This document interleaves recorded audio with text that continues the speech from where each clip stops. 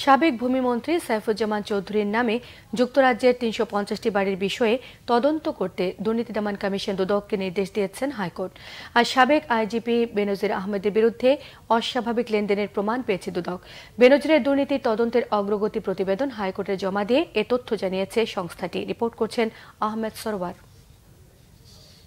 সাবেক ভূমিমন্ত্রী সাইফুজ্জামান চৌধুরীর নিজ নামে যুক্তরাজ্যে ৩৫০টি বাড়ি থাকার খবর সম্প্রতি গণমাধ্যমে প্রকাশ হলে বিষয়টির অনুসন্ধান চেয়ে এক আইনজীবী হাইকোর্টে রিট করেন। রিটের প্রাথমিক শুনানি নিয়ে বিচারপতি আবু তাহের মোহাম্মদ সাইফুর রহমানের হাইকোর্ট বেঞ্চ বিষয়টি তদন্তের নির্দেশ দেয়। তিনি অবৈধভাবে বাংলাদেশ থেকে টাকা নিয়ে ৩৫০টি বাড়ি কিনেছেন,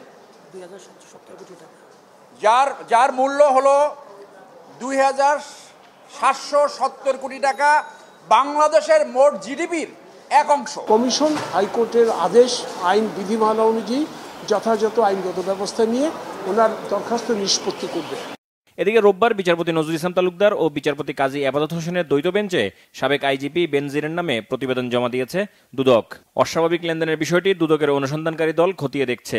পাশাপাশি দেশের বাইরে আরও কিছু রয়েছে কিনা সেটিও খতিয়ে দেখা হচ্ছে বলে জানিয়েছে দুদক। কি দিনে বা পরপর 2 দিন 3 দিনের মধ্যে বেশ অনেক কয়েক কোটি টাকা উঠিয়ে নিয়েছে। কোন ব্যাংক থেকে উঠিয়েছে, কীভাবে উঠিয়েছে, সে অ্যাকাউন্ট নাম্বার কত, এফডিআর নাম্বার কত তারিখ টাকাটা উঠিয়েছে, আমরা পুঙ্খানু ব্যাখ্যা দিয়ে দিয়েছি। এবং আমরা বলেছি এগুলোতে দুদকের কাছে মনে হচ্ছে এগুলি সন্দেহজনক লেনদেন। অনুসন্ধান যে পর্যন্ত হয়েছে তার সর্বশেষ আপডেট দিয়েছি।